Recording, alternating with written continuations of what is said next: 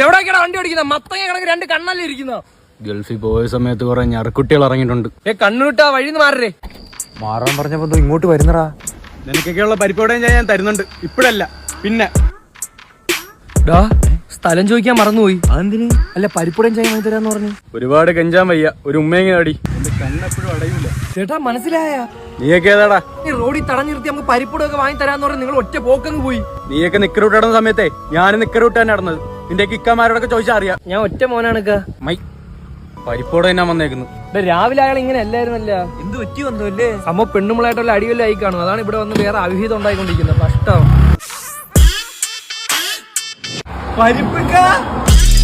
കട്ടി ശബ്ദത്തിലൊക്കെ പറഞ്ഞല്ലേക്ക പരിപ്പോടെ വാങ്ങി തരാന്ന്.